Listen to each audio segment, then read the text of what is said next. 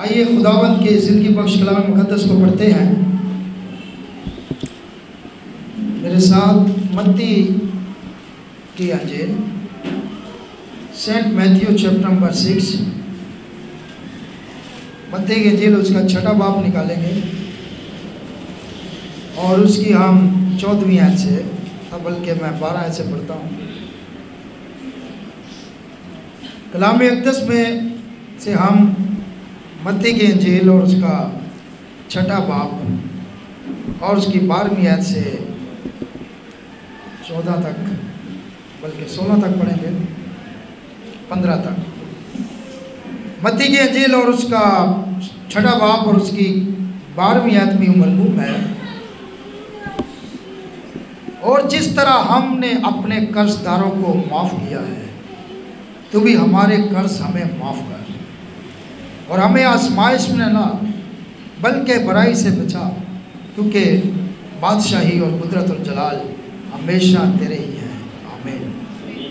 इसलिए कि अगर तुम आदमियों के कसूर माफ़ करोगे तो तुम्हारा आसमानी बाप भी तुमको माफ़ करेगा, और अगर तुम आदमियों के कसूर माफ़ ना करोगे तो तुम्हारा बाप भी तुम्हारे कसूर माफ़ ना करेगा। सब कहें आमीन। तशरीफ़ रखें। हमने खुदावंद की ज़िंदगी बख्श कलाम मुक़द्दस में से मत्ती के अंजील 6वां बाब पढ़ा है, और ये बड़ी मशहूर दुआ है, आप सबको पता है। जब हम ऐ हमारे बाप पढ़ते हैं, ऐ हमारे बाप तू जो आसमान पर है, तेरा नाम पाक मना जाए, तेरी बात से आए, तेरी मर्जी जैसे आसमान में पूरी होती है ज़मीन पर भी हो, हमारे रोज़ की रोटी। और जिस तरह हम अपने कर्जदारों को, कसूरवारों को माफ़ करते हैं, तू भी हमारे कर्ज हमें माफ़ कर। हर इबादत में ये दुआ पढ़ते हैं, हर इबादत में ये दुआ पढ़ते हम। और खुदावंद यीशु अल मसीह ने ये दुआ हमें सिखाई है और बताया कि माफ़ करना भी है। बड़ा आसान फार्मूला है, इसको कहते हैं गोल्डन रूल इंग्लिश में, और उर्दू में कहते हैं सुनहरी अक़वाल या सुनहरी बातें खुदावंद यीशु अल मसीह की। गोल्डन आपको पता सोने को कहते हैं, यीशु मसीह की बातें भी सोना है, सोना। यार रास्ते में किसी को एक छोटी सी बाली भी मिले ना सोने की, वो भी नहीं छोड़ेगा। यहाँ तो इतना कलाम मिलता है, इसको भी लेकर जाना चाहिए। बहुत सारे लोग इस सोने को यही छोड़कर चले जाते हैं, चर्च में ही छोड़कर चले जाते हैं। आपको नहीं पता है कि आप कंगाल हो। यीशु मसीह ने कहा मुझसे ले, आग में तपाया हुआ सोना मुझसे ले। तू कौन से सोने चांदी की तलाश करता है? मुझसे ले, मुझसे, मैं तुझे आग में तपाया हुआ सोना दूंगा। और सोना हमेशा खुदावंद यीशु मसीह की अलूहियत को जाहिर करता है। सोना खुदावंद यीशु मसीह को जाहिर करता है।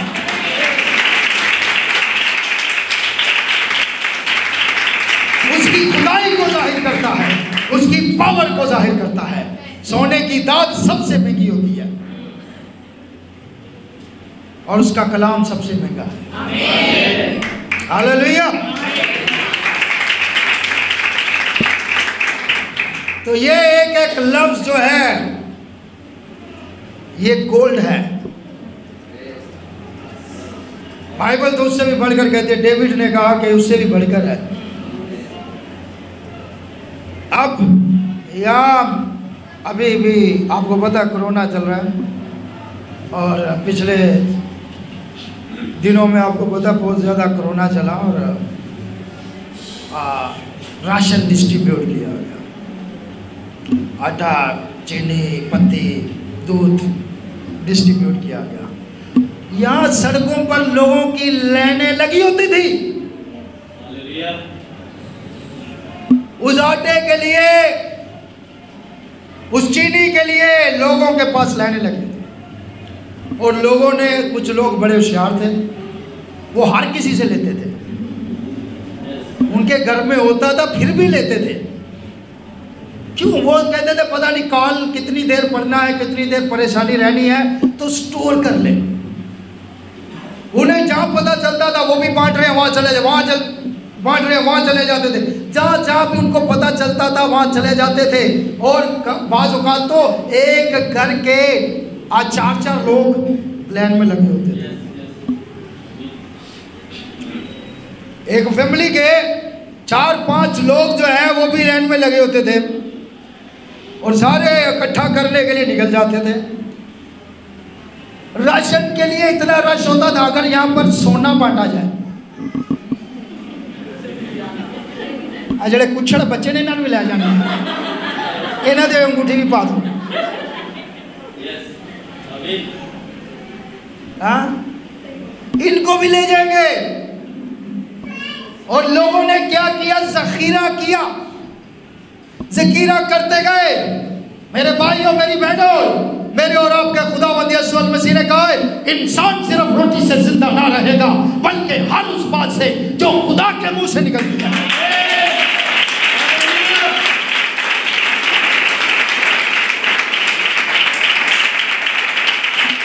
खुदावंद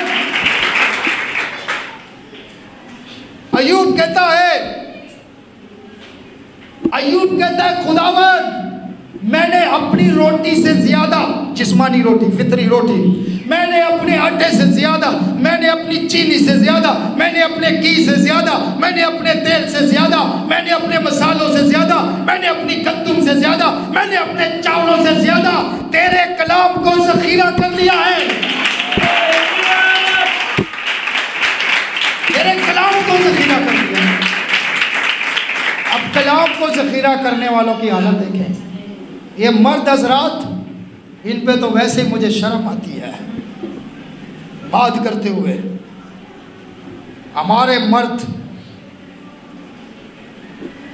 मसीही मर्द जो अपने आप को कहते हैं नाम नहाद मैं कह रहा हूं सो कॉल्ड, क्योंकि जो रियल क्रिश्चियन मर्द होगा वो यीशु की रहनुमाई में चलेगा।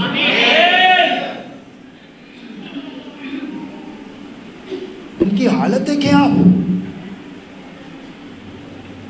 ये सुबह से शाम तक, सुबह 8 बजे से लेकर शाम 5 बजे 8 घंटे जो है रोटी के लिए मेहनत करते हैं। इस रोटी के लिए हफ्ते में 2 घंटे भी मेहनत नहीं कर सकते। They don't have a time। क्यों? ये बेकदरे हैं, ये लापरवाह लोग हैं, ये केयरलेस लोग हैं। अय्यूब समझदार मर्द था। उसने कहा मैंने अपनी रोटी से ज्यादा, घर में राशन ज्यादा कम डाला है, तेरा कलाम ज्यादा डाला है। अब इतवार को इस कलाम को हासिल करने के लिए मर्दों के पास टाइम कम होता है। अब जब कलाम जखीरा ही नहीं होगा, जिसके पल्ले ही कुछ नहीं होगा, वो किसी को देगा क्या? कंगला इंसान किसी को क्या देगा? जिसके पास कुछ होगा वो ही किसी को देगा। अब ये मर्द हजरात जो हैं, इनके पल्ले ही नहीं है खुदा का कलाम।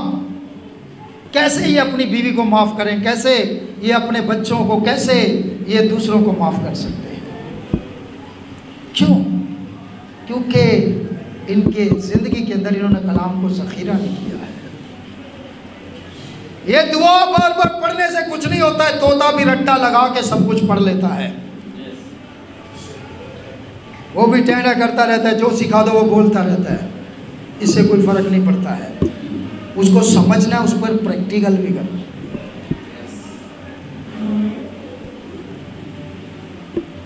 जा रहे थे नबी इबादत करके, तो रास्ते में एक कच्ची इबादत थी, तो वो दूसरी तरफ पानी खड़ा हुआ था जहाँ पे मेन रास्ता था, तो एक प्लाट था, उसमें से जगह, खाली जगह थी। तो नबी ने कहा चलो इधर से गुजर जाते हैं, गाड़ी में जा रहे थे। तो जैसे ही वहां से गए, वो प्लाट में गाड़ी गई, एक बहन आ गई सामने, रोको रोको रोको, तुम्हें पता नहीं है ये रास्ता नहीं है, तुम्हें यहां से नहीं जाना चाहिए, ये हमारा घर है। नबी ने कहा बहन सॉरी,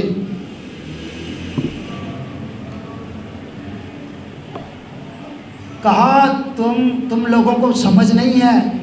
उसने कहा मैं खादम पादरी हूं। कहते तुम पादरी होती ऐसे हो, तुम पादरी ठीक लोग नहीं हो। बड़ी बातें सुना दी नबी को, बहुत सारी बातें सुना दी, तुम ऐसे हो, तुम वैसे हो, तुम्हें पता नहीं है, तुम्हें किसी का एहसास नहीं है, तुम गरीबों का ख्याल नहीं करते, तुम ये नहीं करते, तुम वो नहीं करते, सारी बातें बहुत झाड़ कर दी। नबी सुनता रहा सुनता रहा सुनता रहा। आला नबी उसके शोर से पूछ कर आया था कि मैं यहाँ से गुजर सकता हूँ, उसने परमिशन दे दी। फिर भी नबी सुनता रहा सुनता रहा सुनता रहा। बहुत वो बहन बोलती जा बोलती जा बोलती जा, चुप ही नहीं कर रही थी। ये बहनें जब लड़ती हैं फिर चुप नहीं करती हैं। उसको चुप करा रहे, चुप नहीं कर रही है। बड़ी बातें उसने, बड़ी खिलाफ बातें, बुरी बुरी बातें कह दी। नबी चुप करके सुन रहे। नबी ने कुछ नहीं कहा उसे,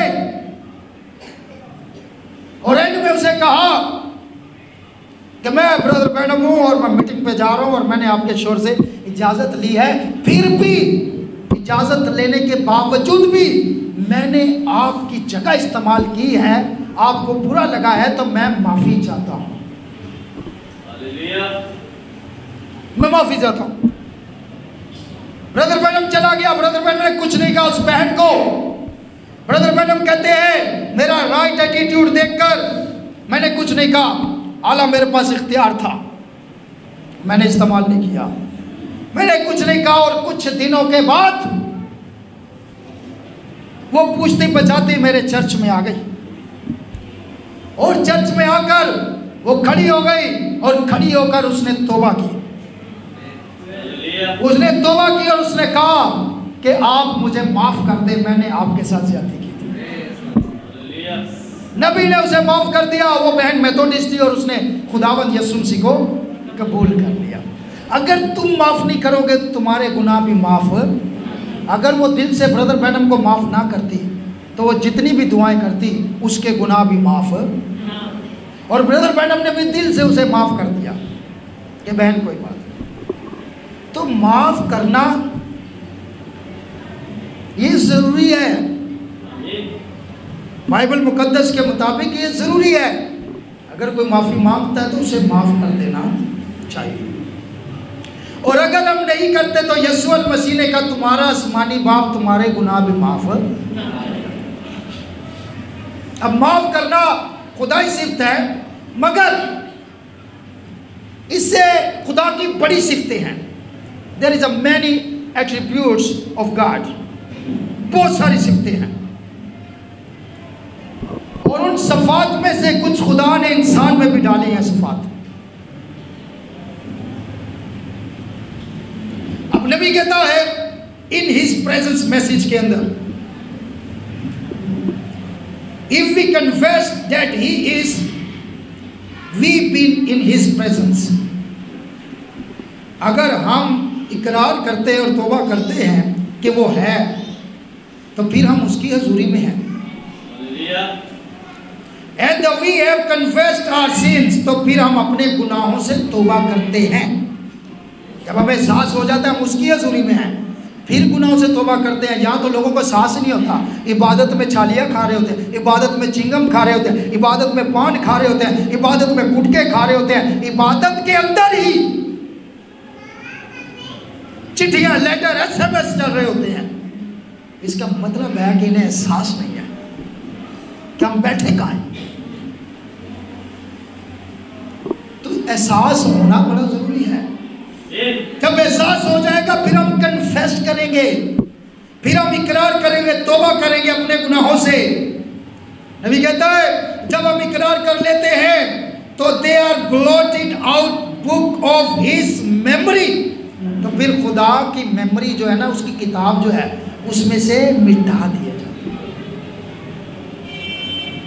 दिए जाते हैं गुनाह। खुदा की मेमोरी की जो किताब है, there is nobody but God could do that. कोई इंसान नहीं कर सकता, कोई इंसान नहीं कर सकता, सिर्फ खुदा कर सकता है। आगे सुने, now you can do anything to me, आप मेरे साथ कुछ भी कर सकते हैं। I'll forgive you, आप मेरे साथ कुछ भी कर सकते हैं, करेंगे तो मैं आपको माफ कर दूंगा। मैं आपको क्या कर दूंगा? माफ कर दूंगा। But I will remember it, लेकिन मैं याद रखूंगा तुमने किया क्या मेरे साथ। समझ लग रही है आपको? वो 5 साल पहले किसी ने गाली दी है, फिर भी याद रखते, इसने मुझे गाली दी थी, इसने मेरे साथ बुराई की थी। वो बच्चे बड़े हो जाते हैं, 20 साल के, 21 साल के, 22 साल के, जवान हो जाते हैं, लेकिन माँ बाप को वो पुरानी बातें याद रहती हैं। फिर भी वो अपने बच्चों को बता रहे होते हैं, फलां रिश्तेदार ने हमारे साथ ये किया था, फलां रिश्तेदार ने हमारे साथ ये किया था, वो जो ना आपका पप्पा, उसने हमारे साथ ये किया, उसने आप हमारे साथ। सारी बातें हम क्या करते हैं? भूलते नहीं हैं, हम याद रखते हैं। हम हमारे अंदर अगर आपके साथ कोई बुराई करता है तो आप क्या करते हैं? माफ करने के बाद भी, नबी ये कह रहा है, फिर भी याद रखते हैं। हमारे ज़हन से निकलता नहीं है। देखिए 10 साल कोई कैसा था 10 साल पहले, 10 साल बाद बड़ा कुछ बदल जाता है। यीशु मसीह सुबह बैतनिया में थे, वहां पे कलाम सुना रहे थे, लोगों ने पत्थर उठाए, उसको मारना चाहा, संसार करना चाहा। खुदावंद यीशु मसीह वहां से चले गए, निकल गए। वहां से जाने के बाद 12 घंटे गुजरने के बाद, कुछ टाइम गुजरने के बाद, फिर जब लाजर की खबर आई तो यीशु मसीह ने कहा चलो फिर चलते हैं। तो शागिर्दों ने कहा खुदावंद अभी तो आपको वहां मारने लगे थे, वहां जाना ठीक नहीं है। यीशु मसीह ने कहा क्या दिन के 12 घंटे नहीं होते? यीशु मसीह ने कहा कि वक्त के साथ साथ सब कुछ बदलता रहता है। सुबह होती है सूरज निकलता है, शाम होती है सूरज चला जाता है, सुबह रोशनी होती है, रात को अंधेरा हो जाता है, बड़ा कुछ बदल जाता है। वक्त के साथ साथ बड़ा कुछ बदल गया। तो यीशु मसीह ने कहा अब टाइम चेंज हो गया। तो मेरे भाइयों मेरी बहनों, बेड़े जो होती हैं वो बच्चे देती हैं, चरवाहा बच्चे नहीं देता। समझ लग रही है आपको? बर्रे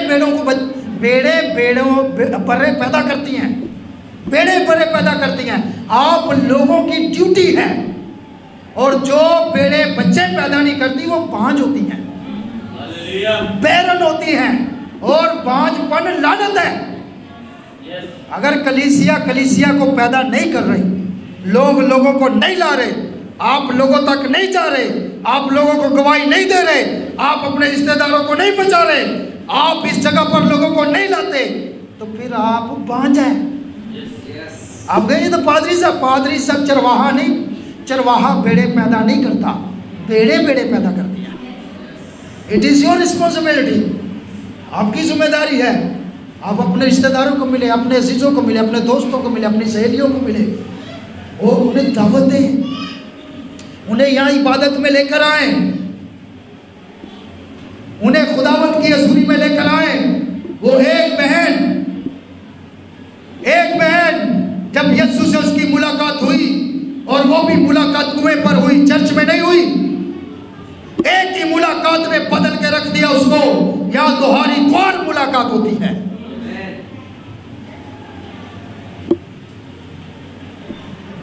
तो वो जब यीशु मसीह ने उसे उसके गुनाह बताए और उसने अपने गुनाहों का इकरार किया, हालेलुया।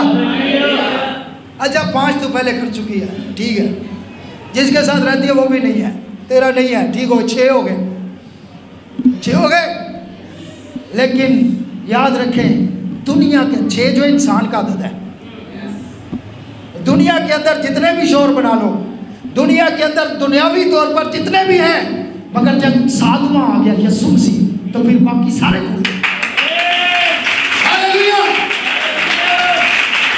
वो बाकी 6 को भूल गई क्योंकि उसे अब रूहानी दुल्हा मिल गया, अब उसे हकीकी दुल्हा मिल गया, अब उसे बादशाह का बादशाह मिल गया।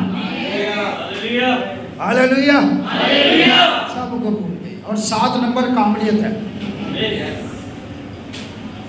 पता है फिर क्या हुआ? वो अपने गुनाहों का इकरार किया, यीशु मसीह ने उसके गुनाह माफ कर दिए और वो अपने गांव में गई, अपने गांव में गई। आप याद रखना, वो औरत ठीक औरत नहीं थी, लेकिन जब तौबा कर ली तो वो सबसे ठीक थी। हालेलुया। उस जैसा कोई भी नहीं था। वो औरत तौबा करने, या तो फिर अभी तक आपने सच्ची तौबा ही नहीं की है। अगर की है तो वो औरत को देखे वो गई और पूरे गांव को यीशु के पास ले आई। और हम तो अपनी फैमिली नहीं ला सकते। और याद रखें, ये बांझपन की बीमारी अच्छी नहीं है। आपका दुल्हा आपसे खुश नहीं है। यहां पर लोगों को लाना, वो बहन जिसके गुनाह माफ हुए, वो लोगों को यीशु के कदमों में लेकर आए। हम क्या कर रहे हैं? अगर हम बेड़े पैदा नहीं कर रहे तो ये खुशी की बात नहीं है, ये रोने की बात है। वो राखल को देखे, वो कैसे रोती थी और आकर याकूब से कहती थी कि मुझे भी बच्चा चाहिए।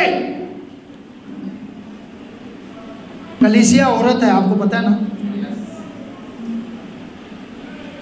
वो रोती थी, याकूब से आकर उसने कहा मुझे भी औलाद चाहिए, मुझे भी बच्चा चाहिए, कुछ भी कर, मुझे नहीं पता, मुझे बच्चा चाहिए। मेरे भाई मेरी बहन, उसने कहा मैं खुदा नहीं हूं, खुदा दे सकता है।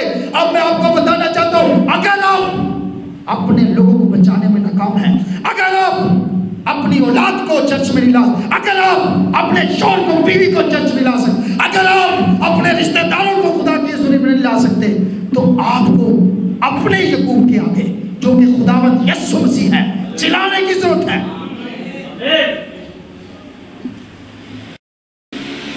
कुछ भी हो, हमें भी औलाद वाला होना चाहिए।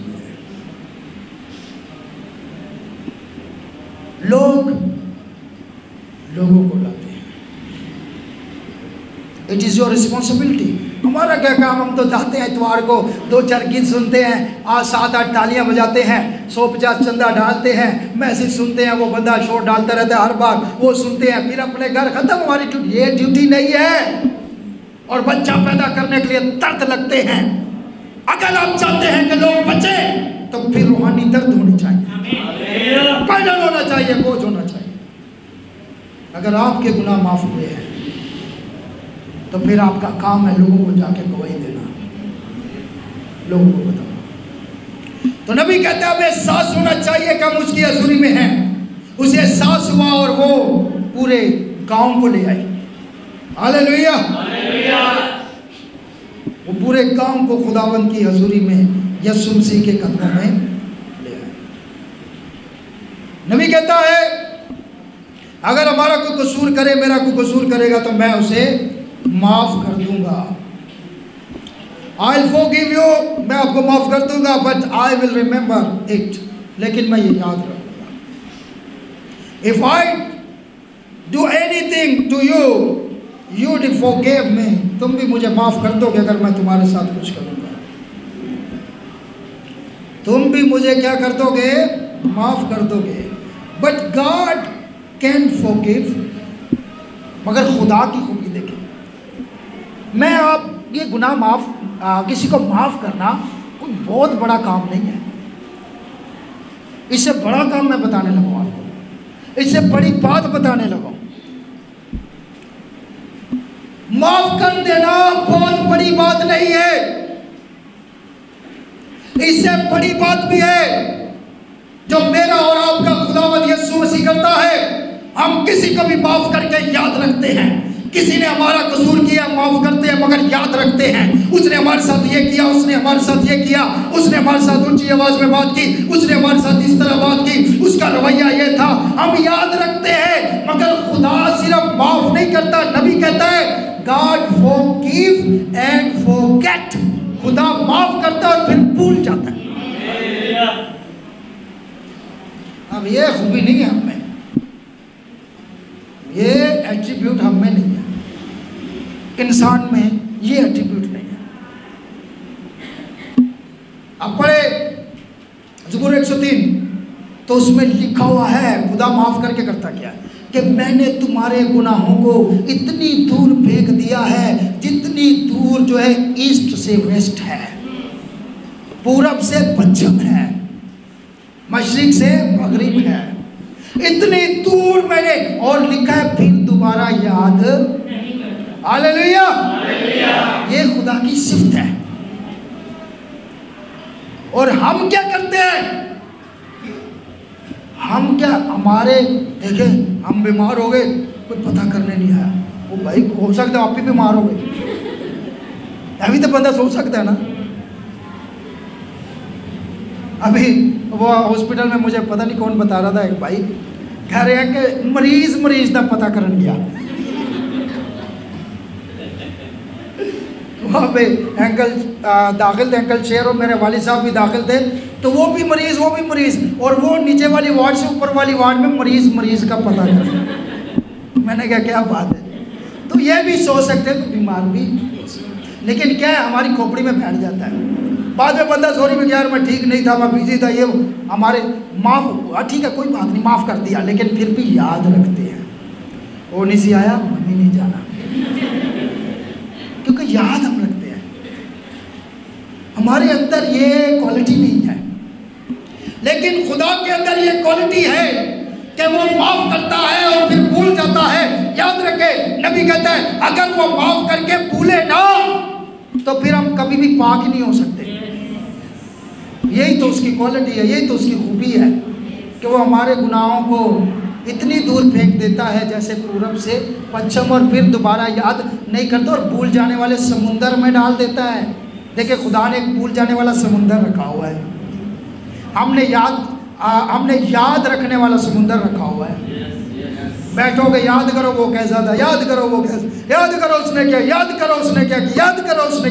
खुदा ने समुंदर जो रखा वो भूल जाने वाला है। जैसे किसी ने तौबा की, अपने गुनाहों से माफ़ी मांगी, खुदा ने माफ़ करके उस समुंदर में डाल दिया, ख़त्म। आपको पता है ये कपड़ों में जो दाग होते हैं, ये दाग जब नहीं निकलते तो फिर ब्लीच डालते हैं, ब्लीच डालते हैं ना, और ब्लीच जब डालते हैं तो फिर ये दाग जो है वो निकल जाते हैं, लेकिन ये दाग जाते कहाँ हैं? ये जितने गंदे दाग पानी उधर ही होता है, सब कुछ होता है, कहाँ जाते हैं? ये ब्लीच डालते हैं तो उसके बाद कपड़ों में से दागों का नामो निशान, ऐसे लगता है कभी दाग लगा ही नहीं था। ब्रदर मैडम कहते हैं इसी तरह जब हम यीशु मसीह के खून में डूब जाते हैं, ये हमारी जिंदगी के गंदे कपड़े, हम जो इंसान गंदगी से भरे हुए हैं, बड़े दागी हैं, बड़े दाग लगे हुए हैं, लेकिन जब यीशु मसीह की खून की ब्लीच में डूब जाते हैं, उसके बाद जब बाहर निकलते हैं तो ऐसा होता है जैसे कभी गुनाह किया ही नहीं। खुदा उनको इतनी दूर फेंक देता है कि खुदा याद नहीं करता मगर हमें याद रहता है। हम भी कह रहे होते हैं मेरा पुराना शैतान ना जगा दे, तेनों हाले तक याद है, खुदा तो भूल गया। मैं जो है वो बहुत बुरा आदमी था, है? खुदा तो तुझे अच्छा कह रहा है, खुदा तो भूल गया। खुदा भूल जाता है, इंसान भूलता नहीं है। नबी कहता है but God can forgive and forget it, वो माफ करता है और भूल भी जाता है। थिंक ऑफ दैट, सोचें इसके बारे में। डोंट इवन रिमेंबर इट, यहां तक के याद ही नहीं करता। नबी कहता है आमीन। क्या सब कहेंगे आमीन? That makes me feel good, और ये बात मुझे बड़ा अच्छा एहसास दिलाती है, मैं अच्छा महसूस करता हूँ। When it's not even remembered anymore, nothing can do it but God. कोई और नहीं ये कर सकता, सिर्फ खुदा ही कर सकता है। ये खुदा के अंदर ही ये खूबी है। और फिर लिखा हुआ he said he would blot it out of his book of memory, अपनी मेमोरी से, अपनी मेमोरी के किताब से वो रिमूव कर देता है। We've only got these little finite senses, हमारे पास जो सेंसेस हैं बड़े महदूद हैं। आप बता है देखना, छूना, सुनना, चखना, हाँ, और महसूस करना। हमारे पास जो सेंसेस हैं ये बड़े लिमिटेड हैं, मगर खुदा, हम क्या है, हम लिमिटेड लोग हैं, मगर खुदा इन्फिनिट है, लामहदूद है। उसके अंदर ये खूबी पाई जाती है कि वो जब किसी को माफ करता है तो वो फिर भूल भी जाता है। हालेलुया। मेरे भाई और मेरी बहनों, याद रखें, हमें अपने गुनाहों को याद नहीं करना है। खुदावंद यीशु मसीह ने सलीब पर कहा बाप इन्हें, जब उसने माफ कर दिया तो वो भूल भी गया। ये जो सदियों से हमने दिलों के अंदर रंजिशें, लड़ाइयाँ, झगड़े, नफरतें रखी हुई हैं, और याद रखते हैं, याद रखें मसीही लोगों को ये नहीं करना चाहिए। अगर तुम अपने कसूरवारों के कसूर माफ करोगे तो तुम्हारा आसमानी बाप भी तुम्हारे कसूर माफ करेगा, और जब वो माफ करता है वो भूल जाता है। अगर आप खुदा के बेटे और बेटियां हैं तो आप भी माफ करने के बाद भूल जाएं, उनको दोबारा याद ना करें, और यकीन जाने आपकी जिंदगी खुशहाल हो जाएगी। भूल जाने में बड़ा सुकून है। जिन लोगों को चीजें भूलती नहीं है ना, वो टेंशन में भी रहते हैं। कई लोग तबाह और बर्बाद हो गए हैं। मेरे भाई मेरी बहन, बुरी चीजें भूलनी चाहिए, अच्छी चीजें याद रखनी चाहिए। खुदा भी हमारे गुनाहों को भूल जाता है, लेकिन हमारी नेकियों को कभी नहीं भूलता, हमारी अच्छाइयों को कभी नहीं भूलता है। वो नस्ल दर नस्ल याद रखता है और वो कभी भी नहीं भूलता है। इसलिए मेरे भाइयों, मेरी बहनों, मेरे अजीजों, ज़रूरत है कि हम अपने अजीजों के पास जाएं, अपने रिश्तेदारों के पास जाएं, अपने जानने वालों के पास जाएं और उनसे कलाम की बात करें, अपनी गवाही दें, उन्हें कहें कि आओ हमारे साथ चलो, आओ खुदावंद का कलाम सुनो, आओ यीशु के कदमों में चलो। खुदावंद ने मेरे गुनाह माफ़ कर दिए हैं, खुदावंद आपके गुनाह भी माफ़ कर देगा। हमारी जिम्मेदारी है, ये सिर्फ जिम्मेदारी नहीं है कि चर्च आए, कलाम सुना और चले गए, नहीं, जिसको ज़्यादा सच्चाई मिलती है उसकी जिम्मेदारी भी ज़्यादा होती है। अगर खुदावंद ने आपको सच्चाई का कलाम दिया है तो दूसरे लोगों से ज़्यादा जिम्मेदारी भी आपकी है। God bless you, thank you very much.